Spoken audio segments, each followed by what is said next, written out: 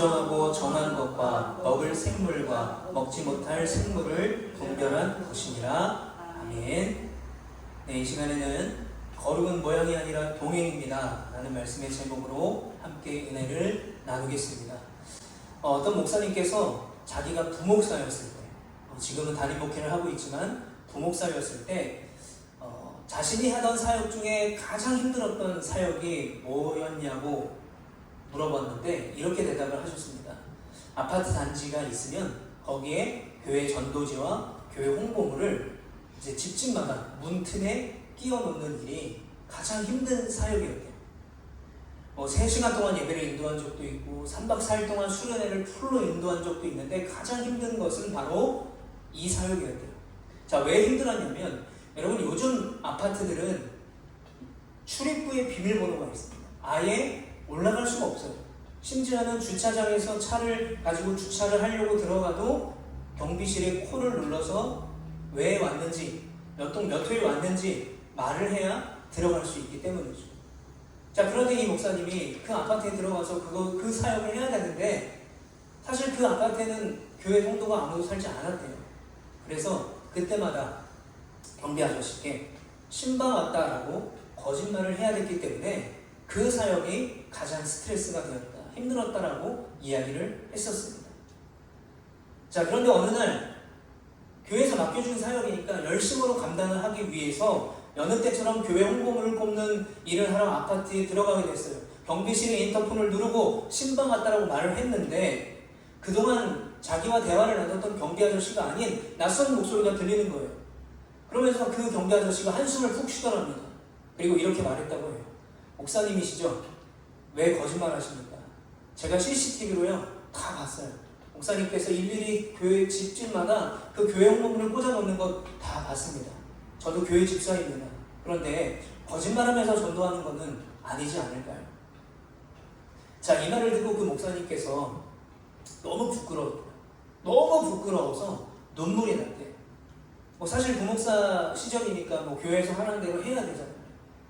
그래서 교회에 다시 돌아가서 내가 여러 가지로 기도해보고 생각을 해봤는데 이렇게 사역하는 건 아니다. 우리가 아파트를 전도하기 위해서 또는 주위 이웃들을 전도하기 위해서는 뭔가 다른 방법으로 좀 더 성경적이고 좀 더 본질적인 사역을 해야 되겠다라는 이야기를 했다고 합니다.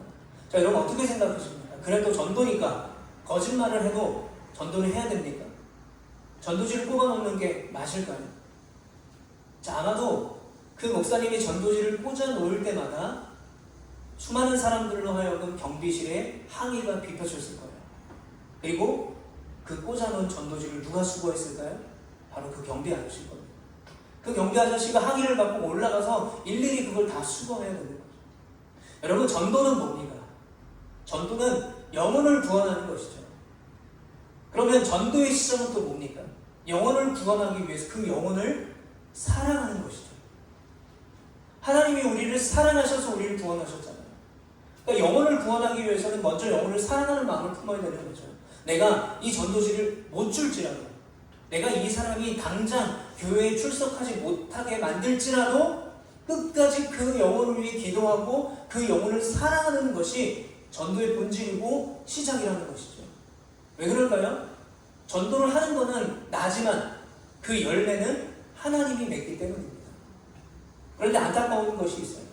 전도를 그냥 숫자 늘리는 것, 성도 늘리는 것이라고 생각하는 교회들이 있어요. 자기 명예로 생각하는 경우도 있어요. 내가 1년에 몇 명을 전도했어. 그리고 또한 교회 명예로 생각해요. 그런데 여러분, 최근 10년간 교회에 조사를 해봤습니다. 과연 정말 하나님을 알지 못하는 믿음이 없는 사람이 교회에 나와서 세례를 받고 믿음이 생겨서 교회의 공동체로 들어간 사람이 몇 명이나 될까? 거의 많지 않습니다. 그 말은 뭐예요? 다 다른 교회에서 이 교회로 오고 이 교회에서 다른 교회로 간 거예요. 수평 이동이었던 거죠. 여러분, 근데 이런 전도를 교회 명예 또는 자기 명예로 생각하는 것이 참 안타깝다는 것입니다.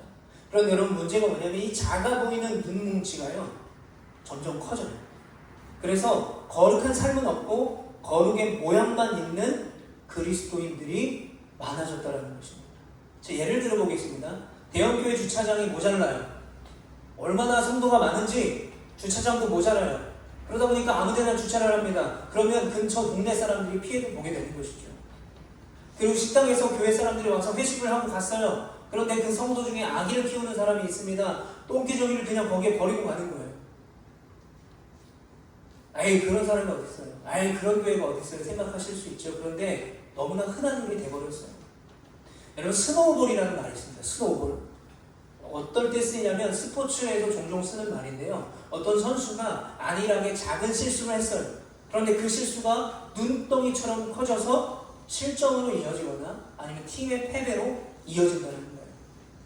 여러분, 코로나 기준으로 봤을 때, 코로나가 일어난 이후의 기준으로 봤을 때 2020년 기준이죠. 한 해에 문 닫는 교회가요 3,000교회래요.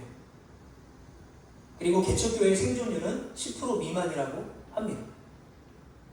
그럼 왜 이렇게 되었을까라고 생각을 해보면 작은 눈 뭉치였는데 이게 점점 커진 거죠. 점점 커져서 자가당착이 되고 이것이 교회 위기로 이어지게 되는 것이죠. 그렇다면 그런 시대를 살아가고 있는 우리 교회와 우리 그리스도인들에게 필요한 게 뭘까요? 전도하는 건 중요하죠. 필요합니다. 도움이 되는 건 필요해요. 다음 세대 살리는 건 맞습니다.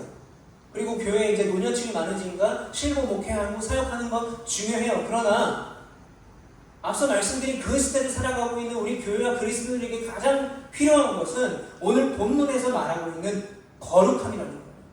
그냥 거룩함의 모양을 보여주는 것이 아니라 거룩한 삶을 살아내는 교회, 거룩한 삶을 살아내는 그리스도인들이 필요하다는 것입니다. 그래서 오늘 본문에 이렇게 말하고 있습니다. 같이 한번 읽어보겠습니다. 시작. 나는 여호와 너희의 하나님이라. 내가 거룩하니 너희도 몸을 구별하여 거룩하게 하고 땅에 기는 길짐승으로 말미암아 스스로 더럽히지 말라. 나는 너희의 하나님이 되려고 너희를 애굽 땅에서 인도하여 낸 여호와라. 내가 거룩하니 너희도 거룩할지어다. 아멘.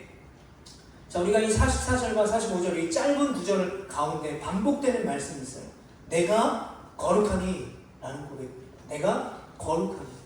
여러분, 하나님이 어떤 분인가를 말해주고 있는 것이죠. 하나님은 거룩하신 분이십니다. 아무런 흠도 죄도 없는 완벽하시고 신실하신 분이세요. 우리가 수요 기도회를 통해서 이제 레위기 말씀을 32번째 말씀을 나눴습니다. 주보에 이제 광고를 보시면 알겠지만 9월로 레위기 말씀을 좀 마무리하려고 해요. 왜냐하면 제가 전해보니까 듣는 사람도 되게 힘들고 어렵고 또 전하는 저도 정말 이거를 200% 300% 이해해서 제 걸로 만들어서 설교를 해야 되는데 그렇지 못할 때가 참 많아서 레위기 말씀을 잠깐 멈추고 이제 빌립보서 말씀을 나누고자 해요. 자, 그런데 우리가 32번이나 이제 34번째까지 레위기 말씀을 나누겠지만 이 레위기서를 만약에 이게 이제 뭐 참깨나 들깨라고 한다면 꽉 차면 꽉 이거를 짜보면 이 단어로 채워질 거예요. 바로 거룩입니다. 그러니까 레위기를 대표하는 하나님의 말씀은 거룩이에요. 거룩, 이 코데시라는 히브리어가 레위기에만 무려 150번이나 나와요. 그리고 거룩의 반대가 되는 부정하다라는 말, 또 구약에 182회가 나오는데 그 중에 3분의 2가 레위기에 나와요. 그리고 정결하다라는 말, 타헤르라는 단어가 있는데 이게 구약에 92회가 나옵니다. 그런데 그 중에 절반이 바로 레위기에서 나와요. 왜 부정하다, 정결하다는 말을 반복할까요? 거룩을 강조하기 위해서, 거룩을 가르치기 위해서. 여러분, 우리가 오늘 본문을 짧게 읽었지만 오늘 본문의 1절부터 우리가 쭉 읽어보면 우리가 지난주 수요기도회 때 1절부터 나눴는데 1절 끝까지의 내용을 보게 되면요, 하나님께서는 이스라엘 백성들의 먹는 음식까지도 정결한 것과 부정한 것을 아주 세세하게 구분해 놓으셨어요. 아니, 왜 먹는 것 같고 그래요? 라고 생각할 수 있죠. 그런데 왜 이렇게 하나님께서 이스라엘 백성들의 먹는 것까지 철저하게 구분해 놓으셨는가? 바로 이스라엘 백성들의 삶 전체가 거룩해야 되기 때문에 그래요. 먹는 것도 거룩해야 되고요, 그들의 삶 자체, 삶 전체 모든 것이 거룩해야 되기 때문에 먹는 것까지도 구별해 놓으신 것입니다. 자, 그런데 이스라엘 백성들은요 거룩하지 않았습니다. 그 거룩하신 하나님을 만날 수 있는 이 거룩함의 조건, 깨끗함의 조건이 채워지지 않은 상태였어요. 우리가 레위기 11장 지난주 수요기도의 말씀을 보면 이제 속된 상태, 부정한 상태, 그리고 거룩한 상태에 대해서 나눴는데 속된 상태 내지는 부정한 상태였던 것이 이스라엘 백성들이었습니다. 왜냐하면 이들은 430년간 애굽의 노예로 살았습니다. 애굽의 노예로 살면서 그 애굽의 사람들이 섬기던 수많은 신들을 따랐습니다. 그리고 그들이 섬기는 인간의 주인이 있었죠. 그 말을 섬겼어요. 그들이 주는 음식을 먹고 그들에게 길들여져 그렇게 노예로 살아가면서 하나님을 잊어버렸기 때문이죠.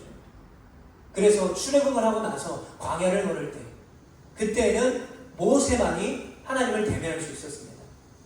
바로 그때 모세만 하나님을 대면하고 하나님과 동행하고 하나님만 만날 수 있었던 그때에 하나님께서 그 거룩하지 않은 이스라엘 백성들을 거룩하게 만들어서 하나님과 동행할 수 있는 한 방법을 마련해 놓으셨어요. 그게 바로 제사였어요. 이스라엘의 5대 제사. 왜 이렇게 까다롭게 제사법을 만들어 놨는가가 아니라 하나님은 이스라엘 백성들과 동행하기 위해서 그들을 거룩하게 만드시기 위해서 죄에서 구원하기 위해서 제사라는 특권을 그들에게 허락하셨던 거예요. 그래서 그 제사를 통해서 그들이 거룩해져서 거룩하신 하나님과 동행할 수 있게 되었던 것이죠. 그래서 오늘 본문에 뭐라고 말씀하십니까? 나는 너희의 하나님이 되려고, 내가 너희의 하나님이 되려고 이스라엘 너희를 애굽 땅에서 인도하여 낸 여호와라 라고 말씀하고 계신 거예요. 출애굽에서 온갖 이방신을 섬기고 자신의 주인을 섬기고 하나님을 잊어버린 백성으로 살았던 그들을 사랑하셔서 그리고 그들의 하나님이 되시기 위해서 그들을 구원하셨다는 거예요. 여러분, 우리가 뭐 가족이나 또는 뭐 친구나 연인이나 부부나 또는 같이 사업을 하는 사람들과 결별하는 이유가 뭡니까? 왜 그럴까요? 관계에 문제가 생기기 때문에 결별하게 되는 거죠. 여러분, 동행한다라는 것은요, 온전한 관계에 있다는 거예요. 그러니까 하나님이 이스라엘 백성들과 동행하시는 것, 그리고 그 이스라엘 백성들이 하나님 안에 산다는 것은 하나님과 이스라엘 백성들이 온전한 관계에 있다는 것을 말해주는 거예요. 그래서 나는 너희의 하나님이다 라고 말하는 것이 성경에 50번이 나오는데요. 그 중에 35번이 바로 이 레위기에서 나와요. 내가 너희의 하나님이 되려고 뭐예요? 관계, 동행을 말하는 것입니다. 그러므로 하나님과 그 이스라엘 백성들의 동행의 기준은 뭐가 되는 거예요? 바로 거룩함이 되는 것입니다. 자, 출애굽의 과정을 한번 살펴보기를 원합니다. 절대로 건널 수 없는 홍해가 앞을 가로막고 있었어요. 그 뒤에는 애국 군대가 쫓아오고 있었습니다. 옆으로는 도망갈 수가 없어요. 하늘로 날아가는 수밖에 없어요. 그런데 나를 수가 있습니까? 없죠. 그때에 절대로 건널 수 없는 홍해를 인간의 힘으로는 절대로 해결할 수 없는 그 상황에서 하나님께서 홍해를 가르셨어요. 그리고 그들을 건너게 하셨습니다. 그리고 그들이 살았던 그 광야 40년, 사람이 절대로 생존할 수 없었던 곳이었어요. 그런데 그곳에서 하나님께서 200만이 넘는 이스라엘 백성들을 만나와 메추라기로 먹이셨어요. 너무나 덥고 추운 날씨 때문에 구름 기둥과 불 기둥으로 그 이스라엘 백성들의 더위와 추위를 책임져 주시고 그들을 지켜주셨습니다. 왜 그럴까요? 이유가 뭘까요?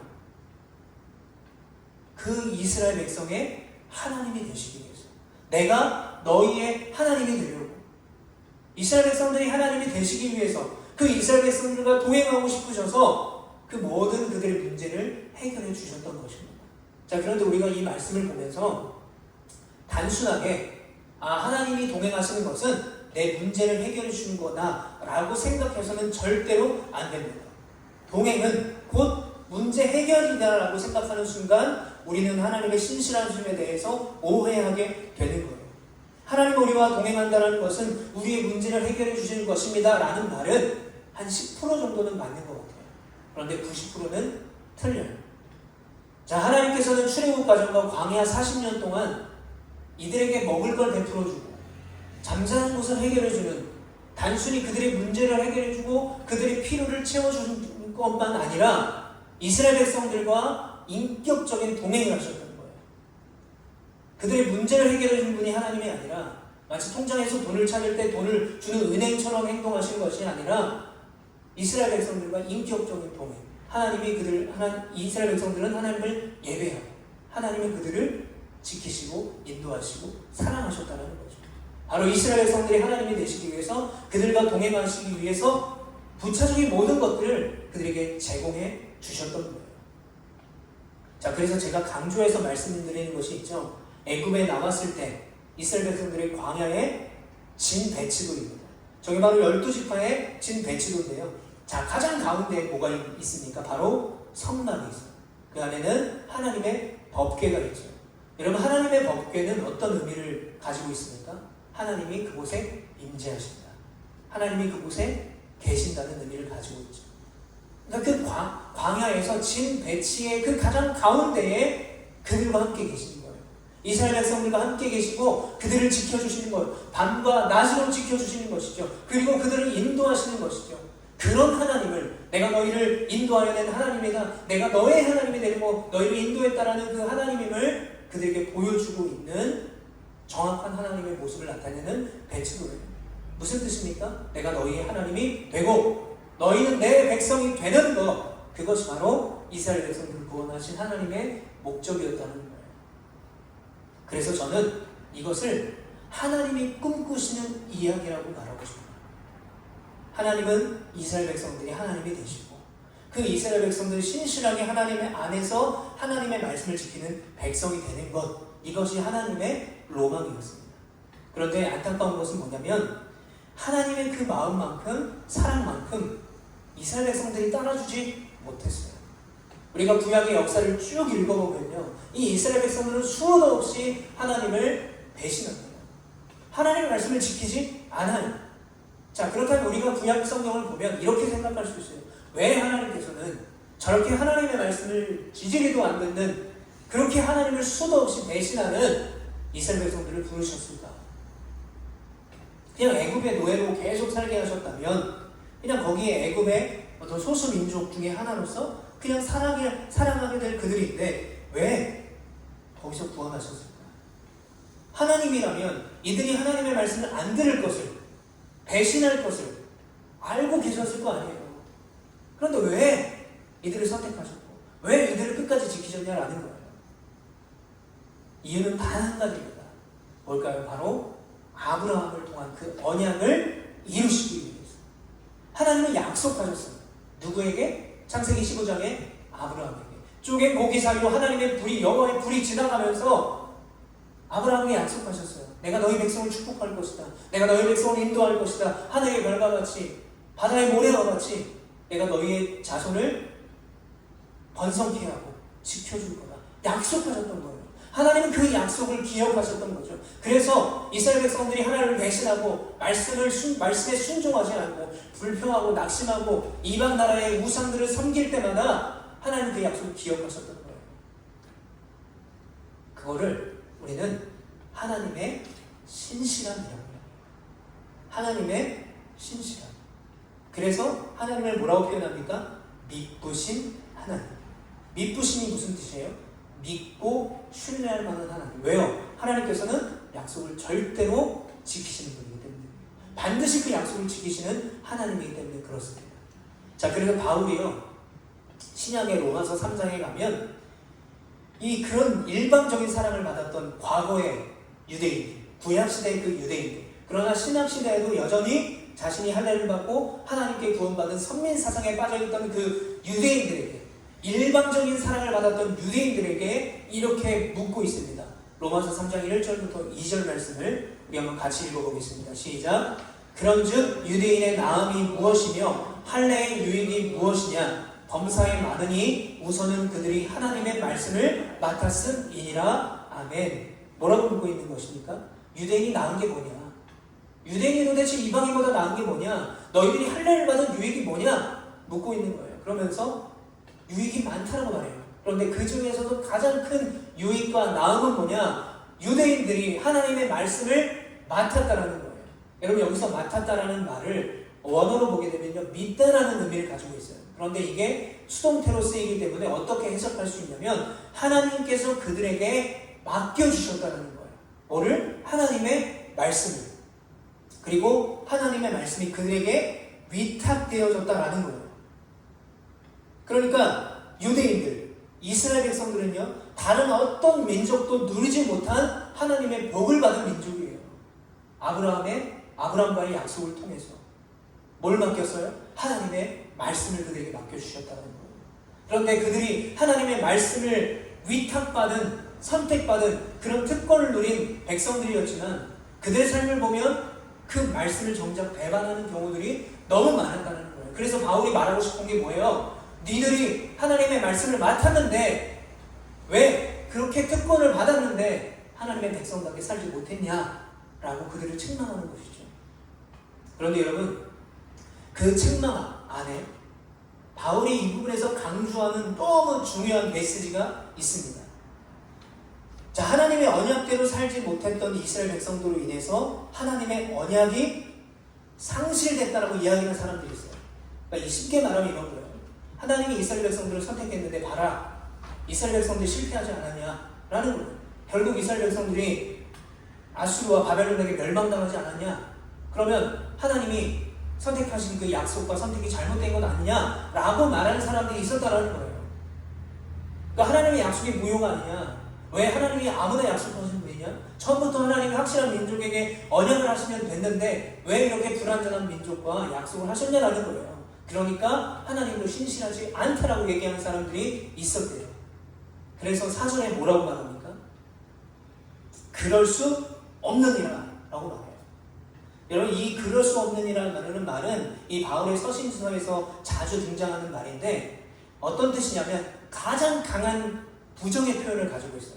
단순하게 아니야, 하나님은 그러실 분 아니야, 아니야, 하나님은 그러실 수 없을 거야 라는 게 아니에요. 이거는 하나님이 그러실 것을 상상할 수도 없다라는 아주 강한 반박의 의미가 그럴 수 없다라는 거예요. 그 말은 뭐예요? 하나님은 신실하지 않으시지 않다라는 거예요. 오직 하나님이 참되다라고 말하고 있는 것이죠. 하나님은 그럴 리 없다라는 것을 강하게 말하고 있는 것입니다. 즉 바울이 말하는 것은 그거예요. 이스라엘 백성들이 실패했다고, 이스라엘 백성들이 포로로 잡혀갔다고 하나님의 약속이 틀린 것이 아니다라는 거예요.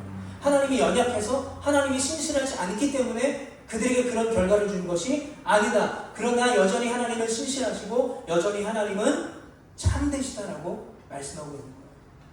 여러분, 여기서 우리가 우리의 삶에 적용해 볼 아주 중요한 메시지가 있습니다.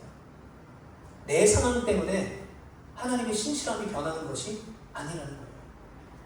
내 삶의 어떤 결과 때문에 하나님의 신실하심이 변해서 하나님의 말씀이 거짓이 되는 게 아니라는 거예요.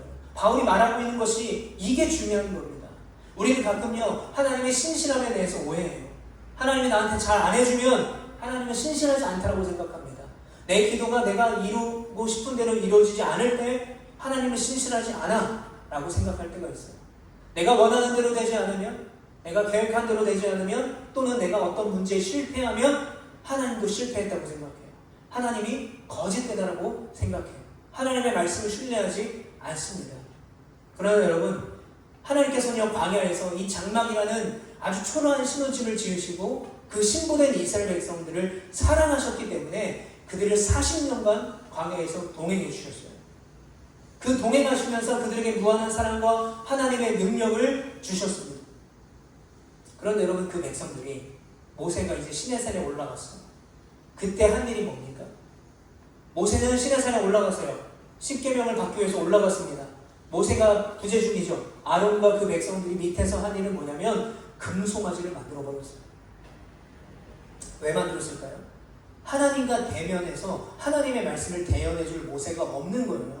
그러니까 그들의 눈에 하나님을 보이지 않는 것이고 그들의 귀에 하나님의 말씀이 들리지 않으니까 보이는 뭔가라도 만들어 놓는 거예요. 여러분, 구약시대를 살아가고 있는 유대인들에게 특징이 있습니다. 유대인들은요, 보이는 기적을 믿었던 민족들이에요. 반대로 신약시대에는요, 철학과 논증으로 하나님을 이해하고 있던 사람들이 많아요.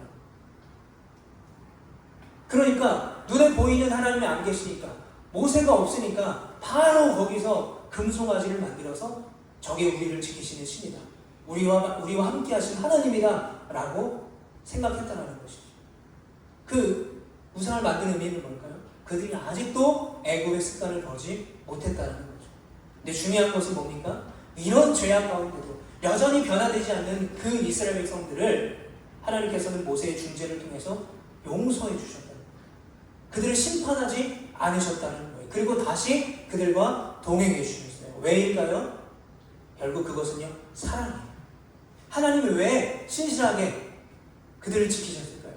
그들이 그렇게 배신함에도 불구하고 왜 지켜주셨을까요? 하나님의 신실하심의 중심에는요, 바로 사랑이 있었어요. 사랑. 그래서 골로새서 말씀에 뭐라고 말합니까? 그 안에는 지혜와 지식의 모든 보화가 감춰졌다. 그 안에 있는 지혜와 지식의 모든 보화가 뭡니까? 바로 사랑이에요. 그래서 로마서 5장 8절에 보면 우리가 아직 죄인 되었을 때에 그리스도께서 우리를 위하여 죽으심으로 하나님께서 우리에 대한 자기의 사랑을 확증하셨느니라. 우리를 향한 하나님의 사랑을요, 우리에게 확인시켜 주셨다는 거예요. 증명하셨다는 거예요. 뭘 통해서? 예수 그리스도의 십자가의 죽으심을 통해서. 여러분, 그런데 이런 하나님의 사랑에도 불구하고 우리는 우리의 삶에서 하나님을 원망할 때가 너무나 많아요. 하나님, 왜 내 기도에 응답하지 않으세요? 왜 나에게는 이런 고난만 있습니까? 왜 자꾸 저는 실패만 합니까? 왜 저에게는, 저 사람이 누리는 그 복은 왜 저에게는 없습니까? 여러분, 저에게 있어서 저의 인생에서 가장 저를 둘러싼 심각한 하나님을 향한 질문이 뭐였냐면, 하나님, 저는 왜 이렇게 건강하지 않게 만드셨나요? 라는 거였어요. 그런데 여러분, 광야 40년을 살펴보면 출애굽 1세대들에게 있어서 이 광야 40년은 지독한 고통과 불신의 시간이었어요. 그런데 출애굽 2세대들에게는요, 이 광야 40년이 어떤 시간이었냐면 훈련과 하나님을 신뢰하는 시간이 되었어요. 그럼 뭔 차이라는 거예요? 이 1세대들과 2세대들의 차이는 뭐가 있었을까요? 출애굽 1세대들은 여전히 애굽을 버리지 못했어요. 애굽에서 살던 그때 주인 곁에 떨어지던 그 고기, 노예로 살지만 나는 그들에게 주어진 안락하고 그곳의 삶이 이제 430년을 살았으니까 익숙해진 그 삶, 거기에 멈춰있는 믿음을 가지고 있었어요. 그러나 2세대들은요, 하나님께서 약속하신 땅 그 가나안을 바라보며 하나님을 신뢰하고 신실하신 하나님을 믿음으로 앞으로 나아갔던 것입니다. 그게 절대적인 차이였어요. 여러분, 출애굽 1세대들에 있어서 지독한 고통을 하고 여겼던 그 광야는 어떤 곳이었냐면 이스라엘 백성들이 그 어느 때보다 하나님과 가까이 할 수 있었던 곳이었어요. 그들의 진의 중앙에 하나님이 계셨고 구름 기둥을 따라 불 기둥을 따라 하나님의 인도하심에 그들의 걸음을 맞춰 걸어갔던 하나님과 동행하는 시간이었습니다. 그리고 늘 살아계신 하나님이 함께 하시며 하나님이 그들에게 음식을 주셨고 하나님이 그들에게 길을 열어주셨어요. 하나님이 준비하셨던 땅이 있었기 때문에 그들은 새로운 땅 가나안으로 갈 수 있었던 것입니다. 비록 이스라엘 백성들이 하나님의 말씀을 대신하고 그 백성들이 나약하고 부족해도 하나님께서는 그들을 향한 신실하심으로 그들과 동행하셨고 그들을 끝까지 사랑하셨음을 믿는 여러분 되시기를 축복합니다. 그러므로 하나님께서 우리에게 원하시는 것은 뭘까요? 하나님과 동행하시는 거죠. 그런데 우리가 하나님께 동행하기 위해서 뭐가 필요합니까? 내가 거룩하니 너희도 거룩하라. 그렇기 때문에 이 시대를 살아가고 있는 우리 교회와 그리스도인에게 필요한 것은 바로 거룩이라는 거예요.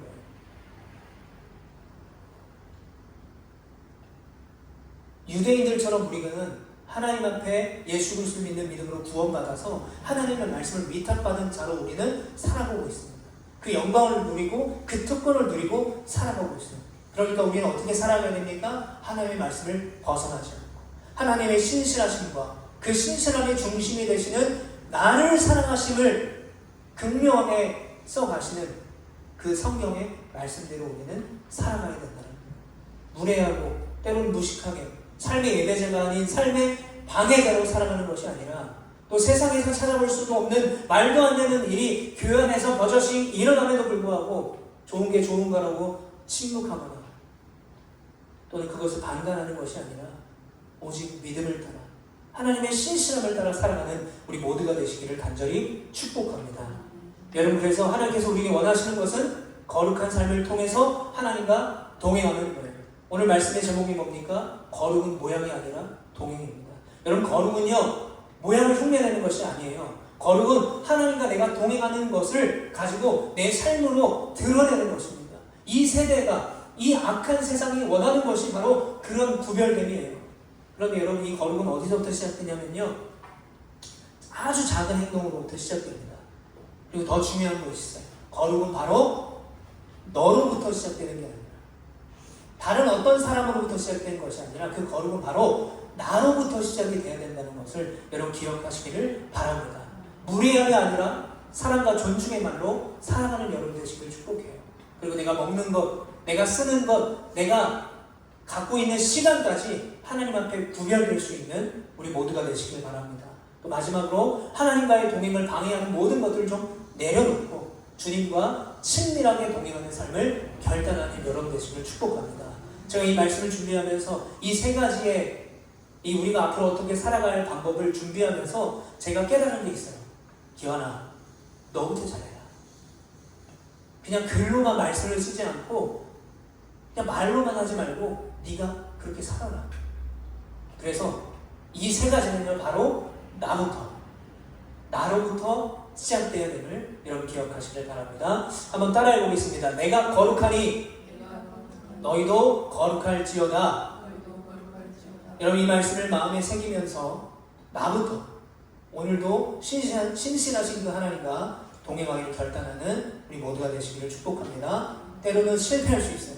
때로는 연약할 수 있습니다. 그러나 오늘 우리가 말씀 속에서 나눴던 나를 그렇게 끝까지 사랑하신, 그리고 끝까지 나를 인도하시는, 나와 동행하시는 그 신실하신 하나님과 늘 함께 하시고 그분의 거룩함에 동참할 수 있는 우리 모두가 되시기를 축복합니다. 그래서 우리 교회를 통해서, 나를 통해서, 우리 공동체를 통해서 이 땅에 죽어가는, 이 땅에 사라져가는 그 거룩을 회복시키고 선한 영향력을 세상에 나타낼 수 있는 우리 모두가 되시기를 간절히 축복합니다. 우리 시간에 들은 말씀을 기억하면서 함께 기도하길 원합니다. 하나님,